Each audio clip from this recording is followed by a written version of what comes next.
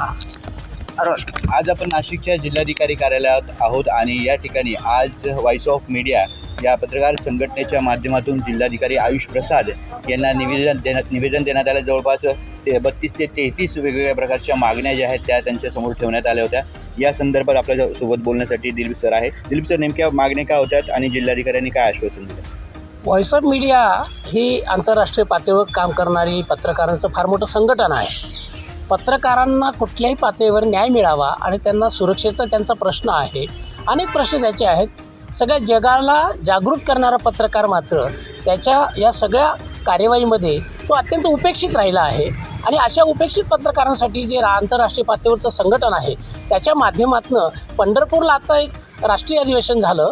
या अधिवेशनामध्ये पत्रकाराच्या संदर्भामधले निगडीत जेवढे प्रश्न असतील त्या 33 प्रश्नांवर विस्तृत चर्चा होऊन त्याचं निवेदन संपूर्ण राज्यभर आमचे व्हॉइस ऑफ मीडियाच्या माध्यमातून प्रत्येक जिल्ह्याला प्रत्येक तालुक्याला देण्याचा एक आम्ही प्रघात सुरू केलेला आहे।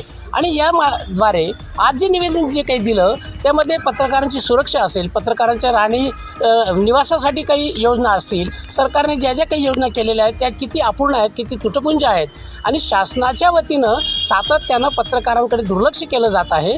यासाठी या संपूर्ण निवेदनातून 33 मागण्या ज्या आहेत पत्रकारांच्या त्या त्यांच्यापर्यंत पोहोचवल्या आहेत। आणि आज खऱ्या अर्थानं जिल्हाधिकारी माननीय महोदय आयुष प्रसाद या सरांनी आमच्या सगळ्या टीमसोबत चर्चा केली आणि त्यांनी या संपूर्ण मागण्या जेव्हा वाचल्या तर ते असं म्हणले की अरे तुमचे तर फारच मोठे प्रश्न आहेत, या प्रश्नावर आपण स्वतंत्र बैठक घेऊन कोणत्या गोष्टींमध्ये मला सहकार्य करता येईल, शासनाच्या वतीनं काही करता येतं का, या संदर्भात अत्यंत सकारात्मक अशी चर्चा झाली।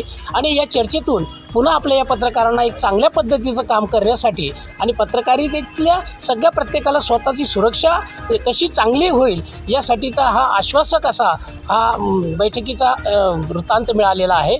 आणि आपण सर्व मिळून पत्रकारांसाठी काम करूया। धन्यवाद।